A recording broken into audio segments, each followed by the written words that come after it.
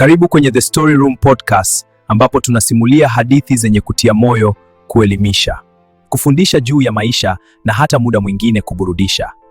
So kuwa na mimi mwanzo hadi mwisho ili usiweze kupitwa na story hizi kemkem. Uko na mimi mtu pekee nitakayekupa mastori kibao The Podcast King, twende pamoja.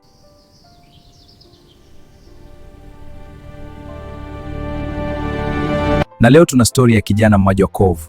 Hakuwa na chochote kwenye maisha, lakini aliamua kuukataa umaskini.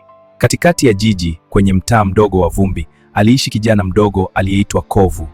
Familia yake iliishi katika nyumba ndogo kuukuu iliyotengenezwa kwa mabati ya zamani. Kila siku asubuhi, kabla hata ya jua kuchomoza, Kovu alikuwa anaamka mapema kumsaidia mama yake kuuza mboga sokoni. Maisha yalikuwa magumu sana. Baadhi ya siku hawakuwa na chakula cha kutosha, lakini Kovu alikuwa na kitu kimoja muhimu: ndoto. Kila siku baada ya kumaliza kumsaidia mama yake kazi, alipita karibu na jengo kubwa la ofisi mjini. Alisimama nje na kuwatazama watu waliofanikiwa wakiingia ndani wakiwa wamevalia suti nzuri. Siku moja, mlinzi mmoja alimcheka sana, akamwambia, kijana, watu kama wewe hawatawahi kuingia katika jengo hili. Maneno yale yalimuumiza sana Kovu, lakini badala ya kumkatisha tamaa, aliagiza neno yale kwa motisha. Kila usiku, chini ya mwanga mdogo ndani ya nyumba yao ya mabati, Kovu alianza kujifunza. Wakati watoto wengine wakicheza nje, yeye alikuwa akisoma vitabu na kujifunza mambo mapya.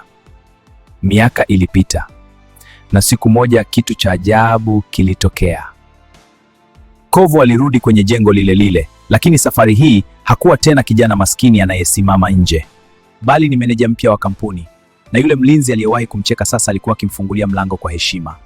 Somo: usiruhusu hali yako ya sasa iamue maisha yako ya baadaye. Haijalishi unaanzia wapi maishani, azimio na bidii vinaweza kubadilisha kila kitu kwenye maisha yako.